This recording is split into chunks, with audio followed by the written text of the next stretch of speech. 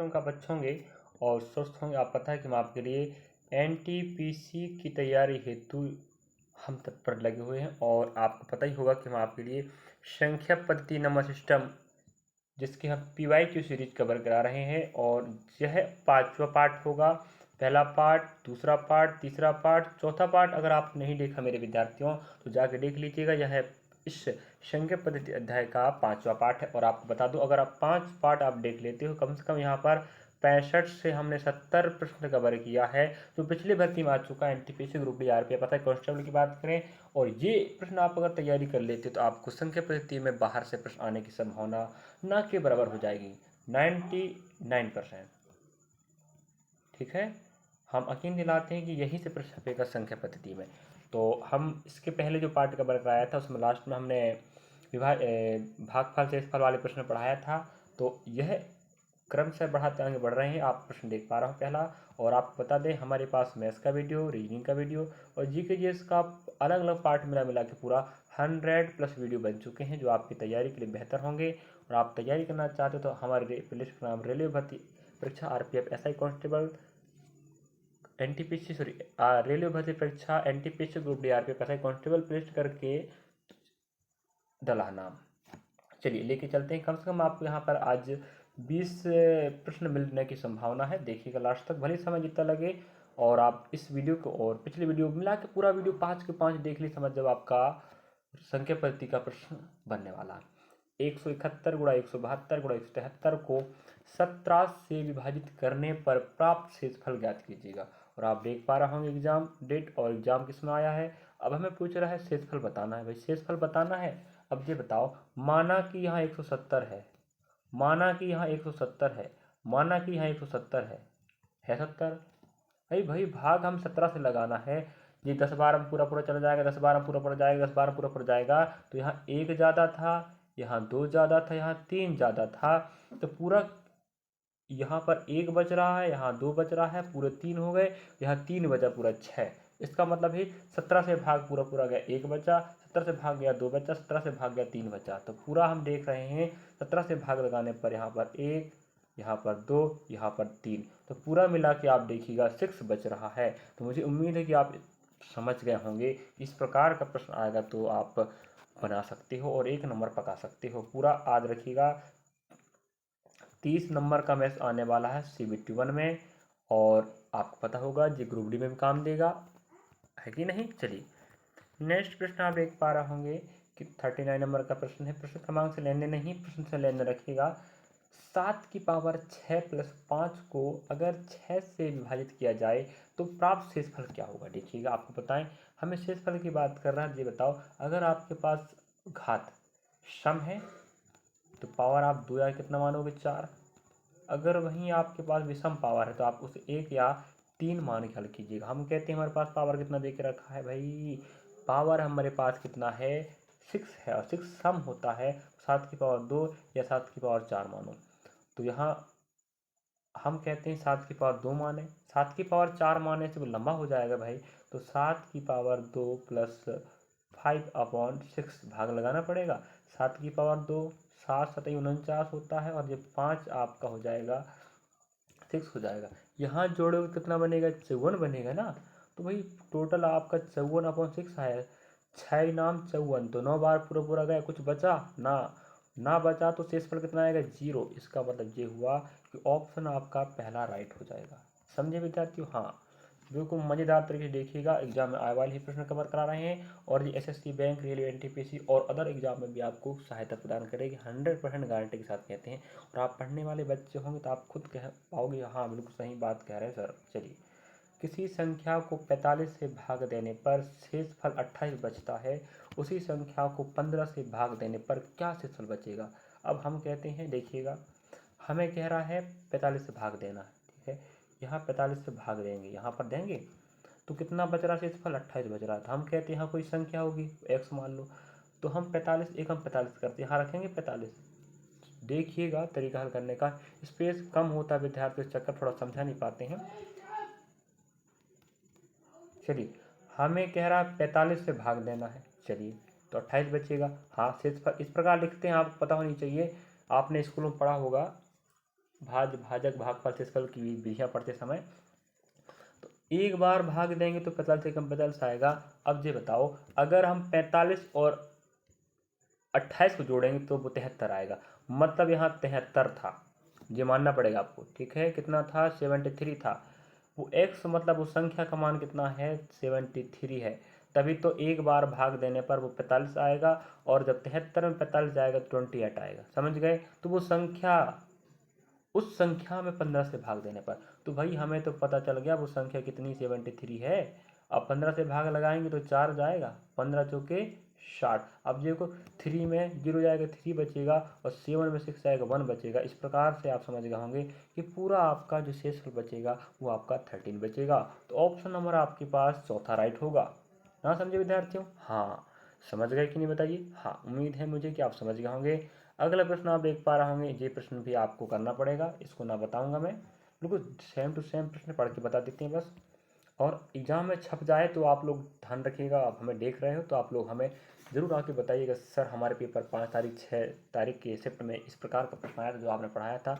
एक नंबर पर अगर आप हमारा वीडियो से अब बना पाते तो हमें बेहद खुशी होगी कि हम जो जानकारी दे रहे हैं आपके लिए लाभदायक है। नहीं तो फालतू समय हम नहीं चाहते आपका और हमारा।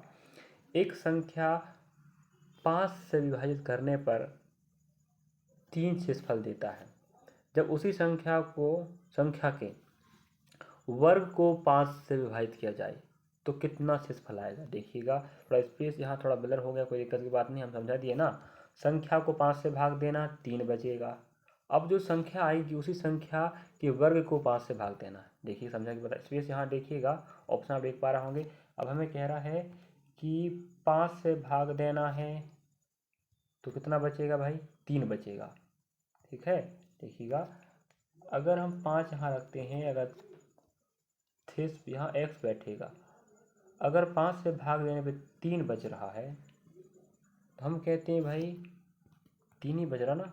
हाँ, सॉरी, अगर हम 5 से भाग देते हैं तो यहाँ वो x होगा वो संख्या। अगर 5 एक हम 5 करते हैं, 3 बच रहा है, हमने अभी जोड़ा था इन्हें आपस में, तो यहाँ 8 बनेगा। मतलब वो संख्या कितना? 8 है। अब हमें कहते हैं उस संख्या के वर्ग को 5 से भाग देना है, तो ये बनेगा 8 या 64। ये समझे? 8 या 64 बनेगा। अब यहाँ 5 से भाग लगाओगे तो 5 12 में 60 होता है ना, तो कितना बच रहा है? 4 ही तो बच रहा है ना, बचा 4। हाँ, तो ये बताओ, उसका आंसर आपका राइट हो जाएगा ऑप्शन नंबर आपका डी। हमें उम्मीद है कि आप अपनी वीडियो को समझ रहे होंगे, और बिल्कुल आपने देखा कि किस प्रकार से हमने विधि को लगाया और वर्ग कही तो वर्ग कर दिया हमने। अब यहाँ पर देखिएगा, अगला प्रश्न आप देख पा रहे होंगे, जब संख्या n को 5 से भाग देने पर शेषफल 2 बचता है तो संख्या n2 को 5 से भाग देने पर शेषफल कितना बचेगा? और आप प्रश्न देख पा रहे होंगे, n को भाग देना 5 से। अब यहाँ हमें संख्या का नाम दे के रखा है, 5 से भाग देना n को है भाई, तो कितना बचेगा? 2 बचेगा। यही तो कह रहा, देखिएगा 2 बचेगा, कह रहा नहीं? हाँ, 2 बचता है। अब हमें पता चल गया है कि 5 से जब संख्या n को भाग दोगे तो 2 बचेगा, तो यहाँ 5 एकम 5 रख लीजिए ना। अब इन्हें आपस में जोड़ना पड़ता है, जी आपको पता विधि। जब यहाँ जोड़ोगे तो 7 बनेगा, तो n बराबर 7 आएगा, तो उसके वर्ग n2 के वर्ग को 5 से भाग लगाओगे तो 7 सत्ते 49 होता है। अब देखो, 49 में जब 5 का भाग जाएगा तो 55 45 होगा ना, तो बचेगा ना ही 4 ना, बचेगा। हाँ भाई, ऑप्शन आपके पास डी राइट हो जाएगा।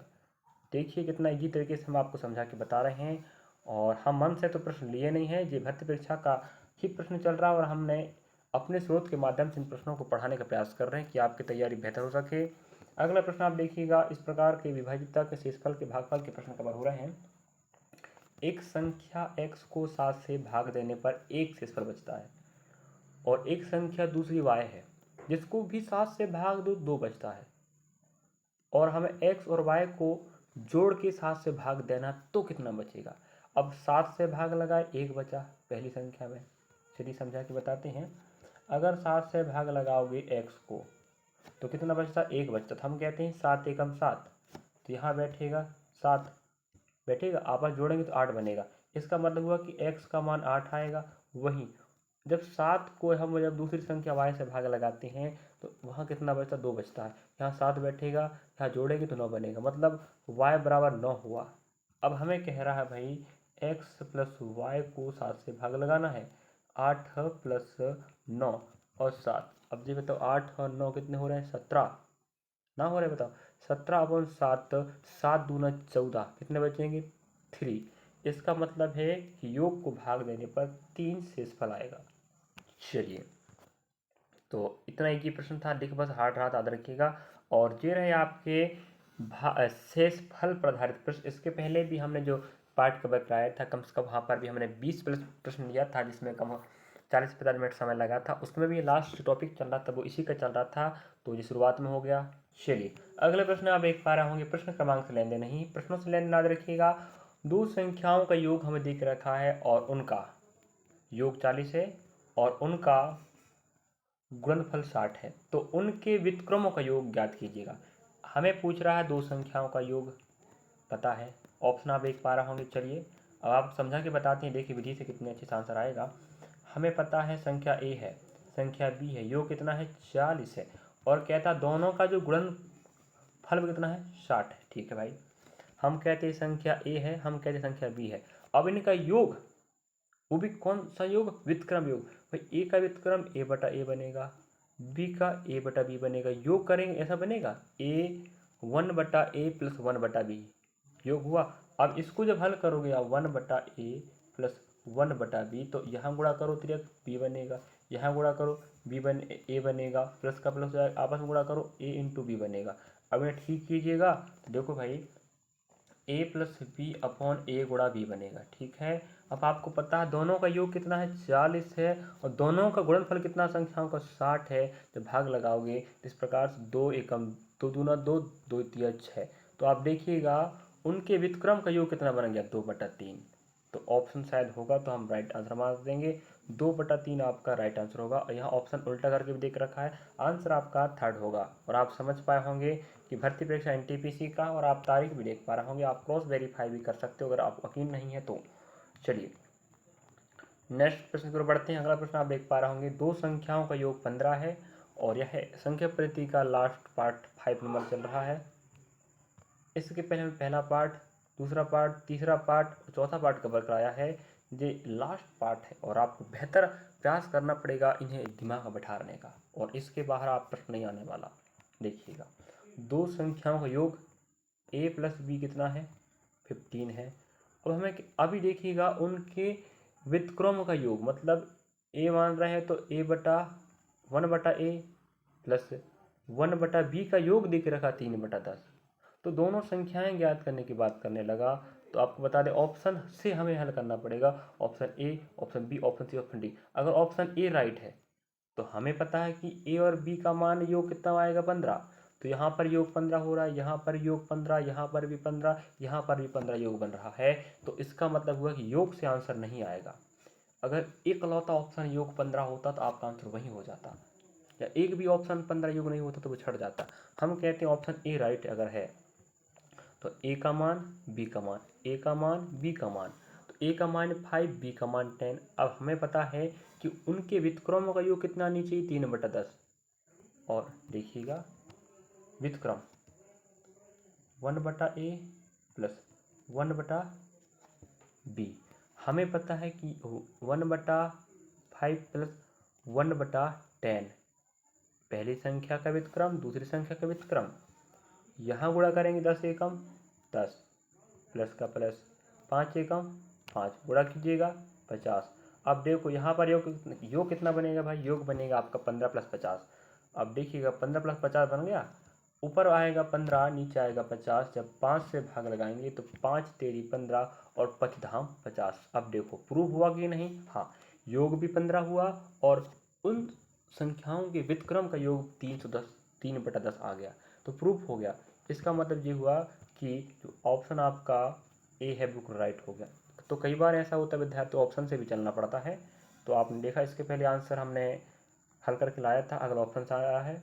और अगला प्रश्न आप देख पाएंगे, दो अंकों की संख्या के अंकों का योग 5 है, मतलब ऐसा संख्या जिसके सिर्फ 2 अंक होंगे और आपस में योग करने पर अंक होंगे, उन्हें योग करने पर 5 मिलेगा। यदि अंकों के क्रम को उलट दिया जाए तो नई संख्या में 1 बढ़ाने पर वह मूल संख्या के 3 गुने के बराबर हो जाती है। देखिएगा 2 अंकों की संख्या है, सभी ऑप्शन 2 अंकों की है। अब कहता है उनके अंकों को आपस में जोड़ो 5 5 5 5। हाँ, अगर एक ऑप्शन होता जो सिर्फ 5 होता तो आपका आंसर वही होता, या ऐसा ऑप्शन होता जो 5 नहीं होता तो छट जाता। तो यहाँ पर सभी 5 हैं, तो इस पहली पंक्ति से आंसर सब आएंगे। नेक्स्ट पंक्ति, अब अंकों ऑप्शन से हल करना पड़ेगा। अगर हम कहते हैं ऑप्शन पहला राइट है, मान लो भाई मान रहे हैं राइट है, तो अंकों का योग तो 5 आ ही रहा है, आप देख रहे हो। अब हमें कहता है कि अंकों को पलटना है, तो 4 यहाँ आएगा, 1 यहाँ आएगा, तो जी 14 से क्या बन गया 41 बन गया। अब 1 बढ़ाने पर कितना बनता है 42।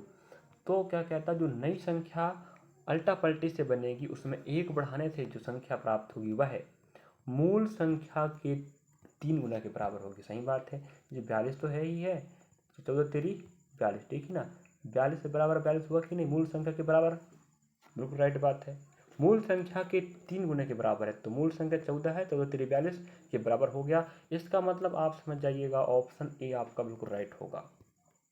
वैसे स्पेस कम पड़ता है, थोड़ा सा स्क्रॉल ऊपर नीचे बार बार करना पड़ता है, तो आप फिर भी समझ पा रहे होंगे कि हाँ सर मज़ा आया। तो आप लोग कमेंट कीजिएगा, जो प्रश्न आपको अगर होमवर्क मिल रहा है समझ आइएगा, आप लोग उसको कमेंट बॉक्स में आंसर बताएंगे, ठीक है। अगर ऑप्शन में अगर मैच नहीं हो रहा माना जाए तो आप लोग क्या करेंगे, शायद आप गलती कर रहे होंगे या प्रश्न गड़बड़ है, आप कुछ भी आप बोल सकते हो जो आपके अनुसार लग रहा है।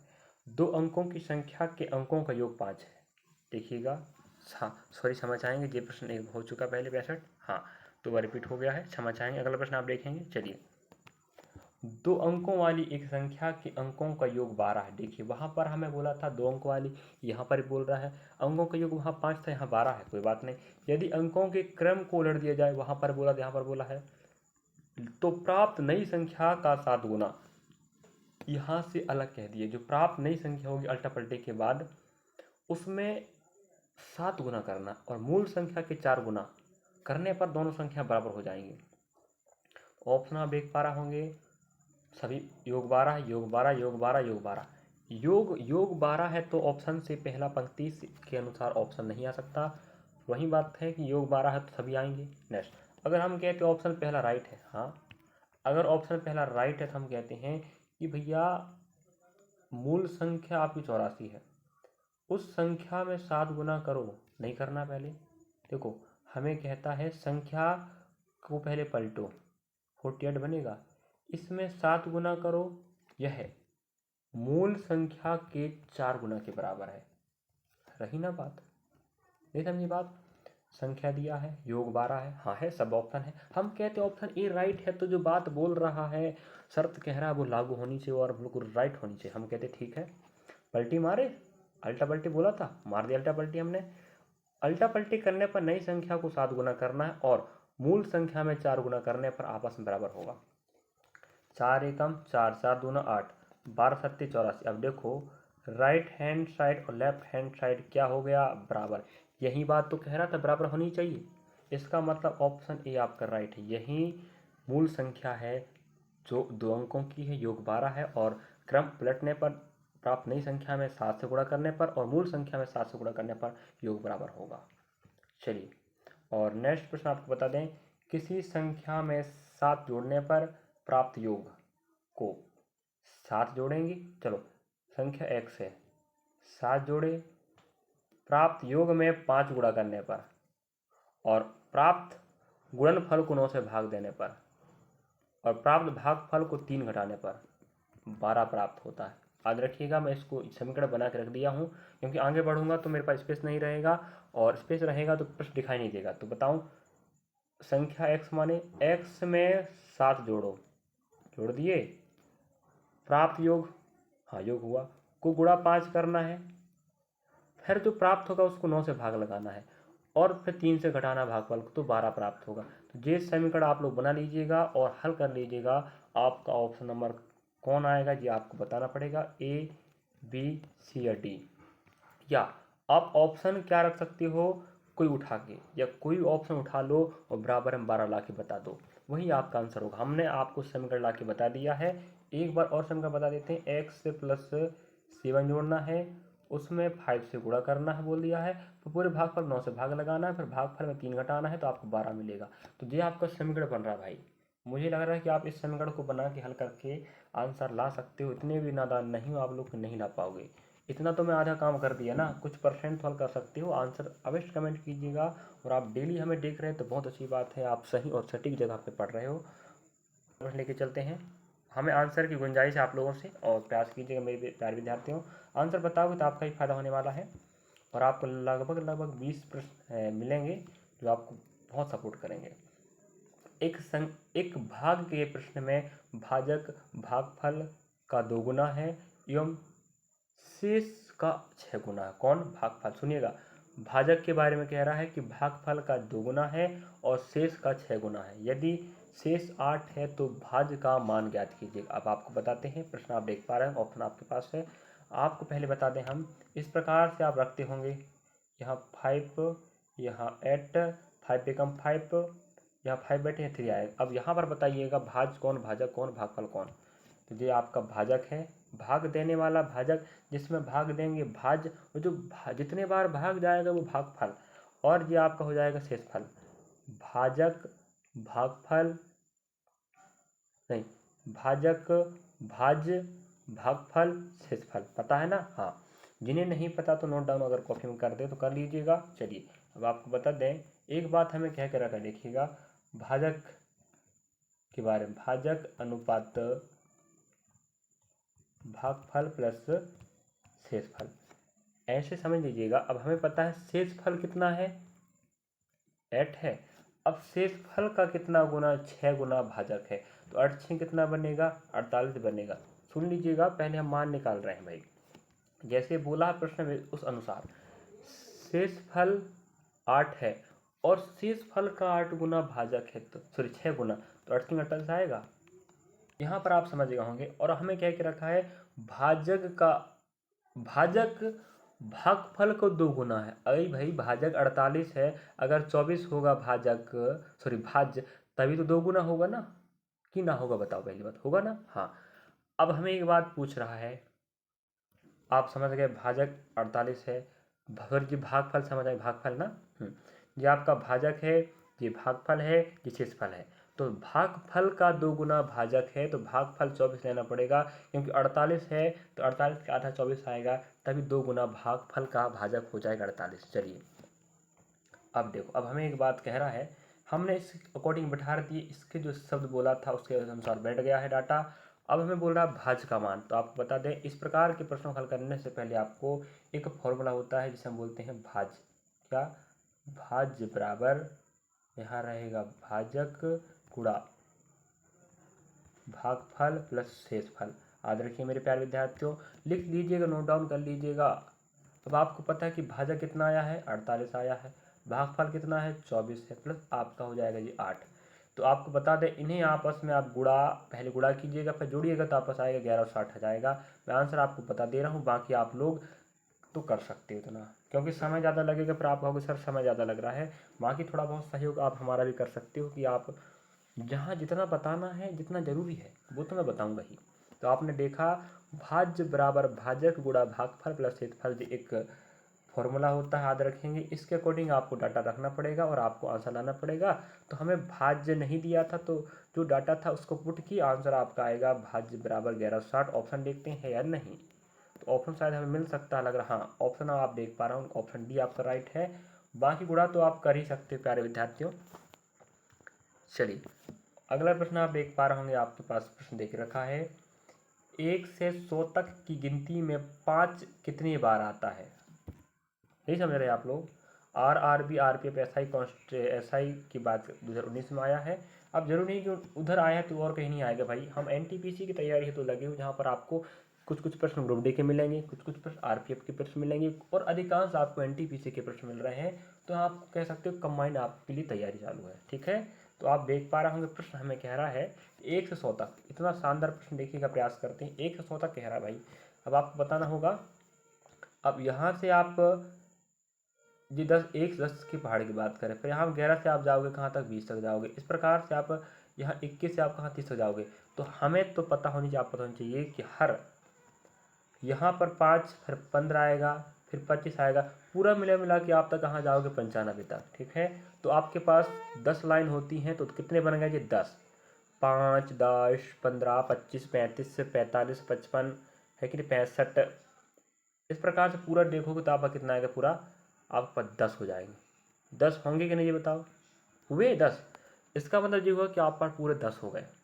ठीक है बच्चा, अब 5, 10, 15, 25, 35, 45, 55, 65, 75, 85, 95 पूरे आपके 10 लाइन 10 हो गए।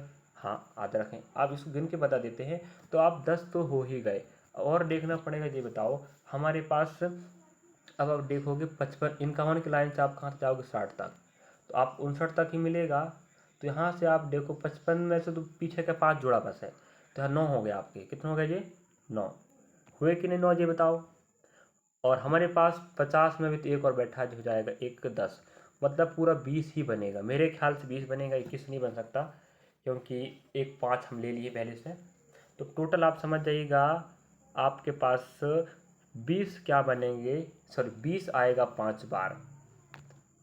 5 कितने बार आ रहा है, 20 बार आ रहा है मेरे ख्याल से। अगर कहीं मिस होता होगा तो आप लोग हमें कमेंट बॉक्स में बताइएगा कि सर 21 हो सकता है या 19 या 22 आएगा। वैसे 20 आने की संभावना ज़्यादा है, मेरे ख्याल से 20 ही राइट है। आप लोग फिर भी कमेंट बॉक्स में बताने का प्रयास करेंगे। चलिए अगला प्रश्न आपको मिल रहा है होमवर्क ग्रुप में, और इन प्रश्नों को भाई कोई बेसिक या शॉर्ट तरीका नहीं होता है, डीपली आपको पूरा हल करना ही पड़ेगा और समझना पड़ेगा आपको कि भाई कहाँ कौन बैठा रहता है। 301 से आपको 399 तक गणना करने पर अंक 3 कितनी बार आता है ये पूछ रहा है, तो 3 कितनी बार आता है भाई। तो आप देख पा रहे एग्जाम कहाँ पर है, आपको बता दें हम, जो ऑप्शन आप होमवर्क में आप रहने वाला है, option A, option B, option C, option D. तो आपको बता दूं ऑप्शन बी और सी, बी और आपका डी कभी होगा नहीं, इन दोनों में से एक आंसर है। ठीक है, तो आप लोग प्रयास कीजिएगा, नहीं बनेगा तो कमेंट कीजिएगा, बन रहा तो कमेंट कीजिएगा आंसर क्या आएगा। और ऑप्शन आप देख लीजिएगा। और मेरे प्यारे विद्यार्थी पढ़ने वाले बच्चे हो तो ज़रूर कीजिएगा, माँ बाप का सपना पूरा करना चाहते हो, लक्ष्य आप निर्धारित किए हो और अब हमें देख रहे हो तो बोल रहे, नहीं देखते तो बात की बात है। चलिए, और हर भर्ती में काम देगा, एक भर्ती में ही कमी। ये मत सोचिएगा कि सेंट्रल जॉब एनटीपीसी का तो सिर्फ वही काम देगा, नहीं भाई, सब जगह काम देता है। एक किसान के घर में मुर्गियां और बकरियां हैं, उनके सिरों की कुल संख्या आपके पास 42 है और उनके पैरों की संख्या 138 है। अब मुर्गियों की संख्या ज्ञात करो कह रहा, मुर्गियों को नहीं पूछेगा तो भैया बकरियों के पूछ लेगा। अब देखो, माना कि आपके पास कुल सिर 42 है, अब नहीं पता कि कितने बकरियां हैं, कितने आपके पास क्या हैं, मुर्गी है, लेकिन पूरे पूरे सिर कितने हैं 42 है, मतलब 42 में से कुछ बंटवारा होगा। अब हमें एक बात पता है कि मुर्गियों की संख्या ज्ञात करो कह रहा है। चलिए अब आपको देखो स्पेस दिस 42 और 38, ठीक है, समझा के बताते अच्छे समझिएगा। एक प्रश्न आपको बताएंगे, बाकी प्रश्न आप इस प्रकार के सेम टू सेम के आराम से बना सकते हो। यहाँ रखो मुर्गी, यहाँ रहेगा बकरिया, ठीक है। अब मुर्गी के पैर बोलो 2, बकरिया के 4। हाँ, पहले आपको पैर रखना पड़ेगा, ठीक है, पैर गुणा सिर, पैर गुणा सिर। माना कि सभी मुर्गियां हैं तो हम कहते हैं मुर्गी के पैर 2 होते हैं भाई। अगर सभी मुर्गी हैं तो 2 दूना 4 और 4 दूना 8। इसका मतलब क्या हुआ कि आपके पास कितना आएगा 84। तो पूरे के पूरे कितने पैर बनेंगे, 84 पैर बने। माना कि सभी बकरियां हैं तो बकरी 4 पैर होती हैं, सिर तो आपके पास 42 ही रहेंगे। 4 दूना 8, 4 चौक 16, इसका मतलब 168 आएगा, ठीक है। 168 आया, 84 और आपके पास 168 आया है। याद रखिए इसको हम कर रहे हैं, कितना आएगा, यहाँ 84 हो जाएगा, 168 हो जाएगा। अब हमें पता है कि ये पैर हो गए, ये पैर हो गए, पूरे पैर 138 हैं, यहाँ बीच में ठारो। इस प्रकार से यहाँ घटाओ, मतलब कहने मतलब 168, आप समझ गए मिश्रण विधि। 168 माइनस 138 करेंगे तो 8 में 8 जीरो जाएगा, और यहाँ भैया 6 में 3 गए 3 आएगा, और एक का एक जीरो आएगा। इसका मतलब यहाँ 30 आ रहा है। और आपको पता है जो एरिया जी वाला किसका है, मुर्गी का है। अब जो डाटा आता है उसको 2 से भाग लगाना पड़ता है, तो भैया 30 में 2 भाग जाएगा तो कितना आएगा, 15 आएगा। इसका मतलब आपके पास 15 मुर्गी हैं। अब 15 मुर्गी हो गए तो सोचो पूरे सिर तो 42 थे ना, बाकी आपके क्या होंगे, बकरिया। तो यहाँ पर आप फिर ऐसे घटाओ। अब 138 माइनस आप 84 करोगे तो ये बताओ भाई, 8 में 4 गए 4, यहाँ आपके पास हो जाए कितना, ठीक है, नोट हो जाइए थोड़ा सा। चलिए यहाँ पर आप 5 बचेगा, ठीक है। 138 माइनस 84 करोगे तो 5 बचेगा। अब आधा करोगे तो कितना आएगा जी भैया, यहाँ पर आप हो जाएगा, कुछ मिस्टेक हो रहा क्या, हाँ, आधा कर लीजिएगा आप लोग, पास कितना हो जाएगा आप समझ पा रहा हूँ खुद भी। यहाँ आपके पास 27 हो जाएगा, ठीक है। तो 15 मुर्गियाँ हैं, 27 बकरियाँ हैं। चलिए, और शायद मुझे रिपीट करने आवश्यकता मुझे लग रहा है, यहाँ आपके पास 84 था, यहाँ 168 था, यहाँ बीच में आपके पास पूरे पैर 138 हो गए, यहाँ घटाओगे तो 25 बच गया है, 2 से भाग लगाओगे तो 15 बच के आएगा, जब बकरी मुर्गी हो गए। यहाँ पर आप घटाए तो कितना आया आपको, 57 आया, 57 को भाग लगाओगे 2 से तो कितना है, 27 आएगा। पूरे 27 बकरियाँ और आपके 15 क्या हो गए, मुर्गी हो गए। टोटल करोगे तो आपस आ जाएगा 42 सिर। तो ये 15 मुर्गियाँ हो गए, 27 आपके पास क्या है, 7 5 12 की 2 हाथ की आएगा तो 4 42 हुए ना पूरे 42 सिर। भाई 15 मुर्गियाँ तो 15 सिर हो गए, 27 बकरी 27 सिर हो गए, तो पूरे टोटल आपके 42 सिर कन्फर्म राइट आंसर हो गया। और नेक्स्ट प्रश्न की ओर बढ़ते हैं। तो अगला प्रश्न आप देख पा रहा हूँ उसी प्रकार का प्रश्न है, लेकिन थोड़ा हटीला सा प्रश्न है। और जो पिछला प्रश्न अभी आपने देखा बकरिया मुर्गी वाला, वहाँ पर कुत्ता बिल्ली बदख कुछ भी रख देता है, तो आप खरगोश मरगोश सबके आपको चूहे मुहे, तो आपको पैरों की संख्या पता होनी चाहिए। पहली बात, पहले पैर गुणा सिर करोगे तो पूरे सिर मान लेना, और सिर के साथ बीच में रखकर टोटल सिर को उल्टा पलटी घटा लेना, फिर 2 से भाग लगा दीजिएगा। किसी जगह पर 20 कबूतर है, 10 गाय, 15 कुत्ते और कुछ भैंसें हैं, तो एक्स मान लो। यदि पैरों की कुल संख्या सिरों की कुल संख्या से 125 अधिक है तो भैंसों की संख्या ज्ञात करो। तो याद रखिएगा, आपको बता दें भैंसों की संख्या यहाँ ऑप्शन तो 5 या तो 8 या तो आपके पास 15 या तो 10 होगा।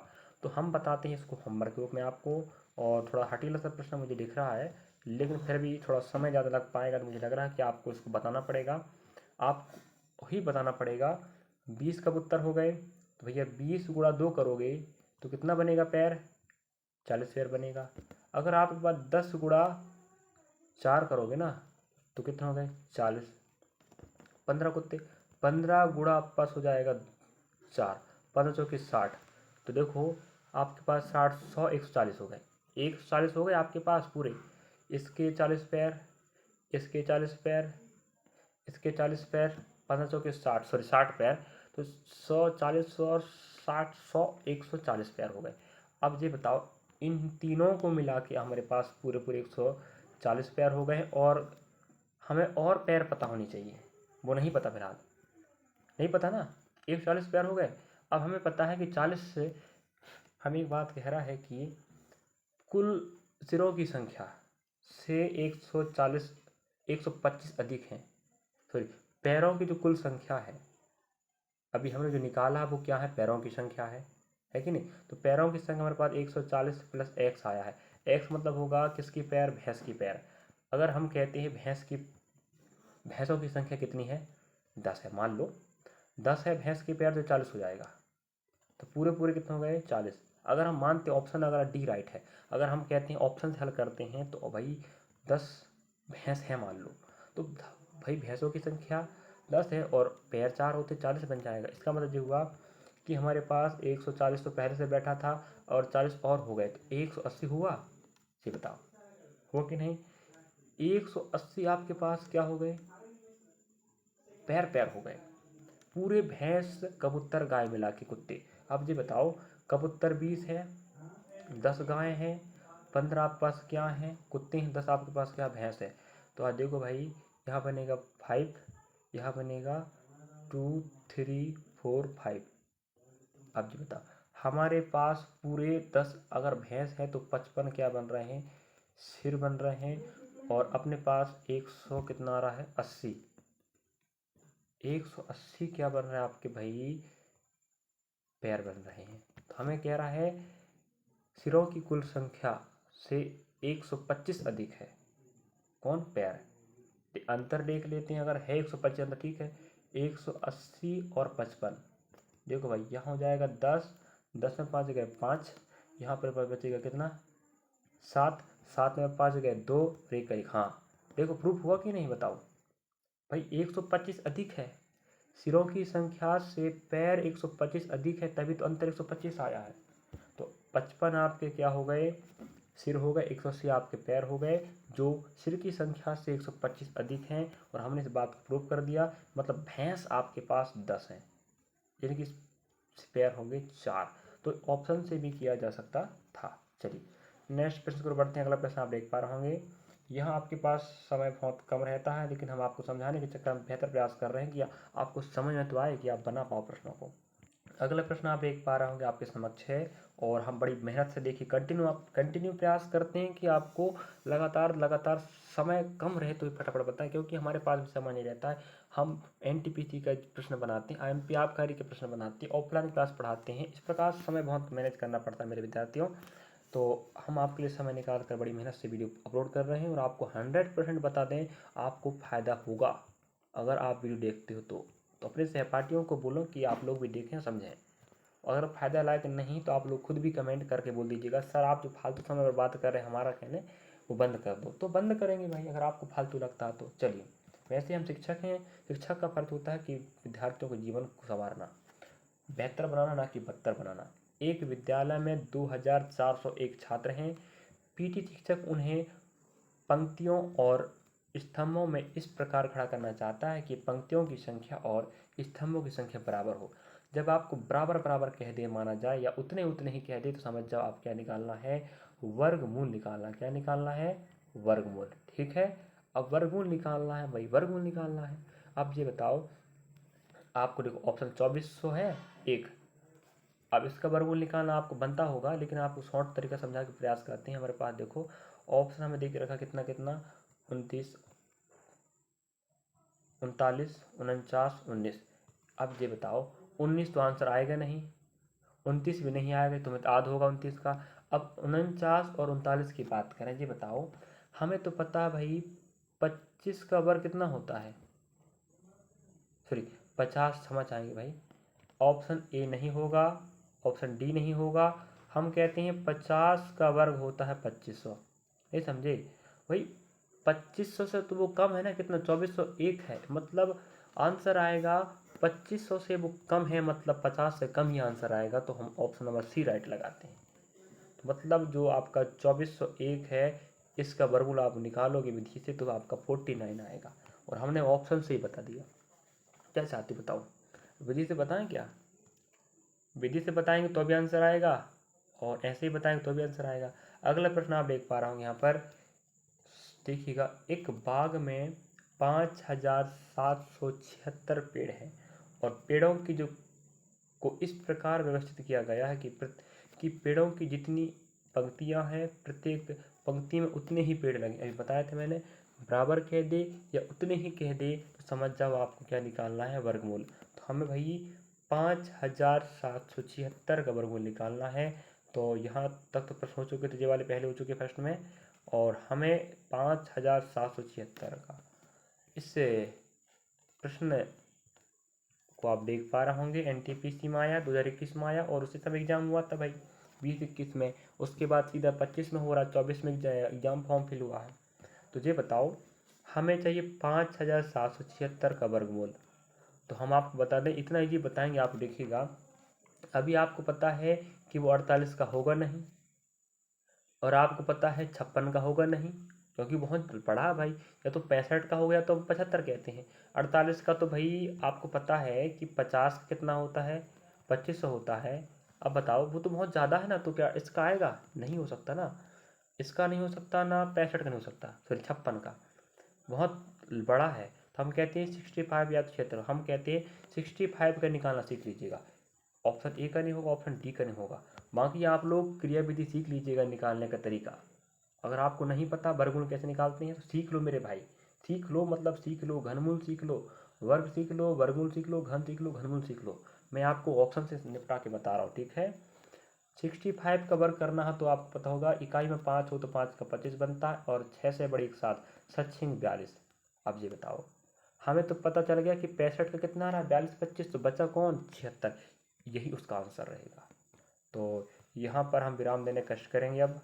क्योंकि इस वीडियो के माध्यम से हमने लगभग टॉप 20 प्रश्न कवर कराया, और भी मैथ्स के, वो भी एनटीपीसी भर्ती में आए वाले प्रश्न, और सभी प्रश्न आप देखे होंगे किस तारीख में आए हैं। और अगर आप क्रॉस वेरीफाई करना चाहते हो तो आप आप अपने बुकों के जो सॉल्यूशन पेपर होगा शायद आपके पास शिफ्ट बाय डे बाय वाला, तो वहाँ जाके क्रॉस वेरीफाई कर लो, या आपके पास पीडीएफ होगा तो कर लीजिएगा। और वीडियो अच्छा लगा मेरे विद्यार्थी सब्सक्राइब करें, लाइक करें और वीडियो शेयर करें, जिससे आप भी फायदा लो और अपने सहपाठी भी फायदा ले सकें।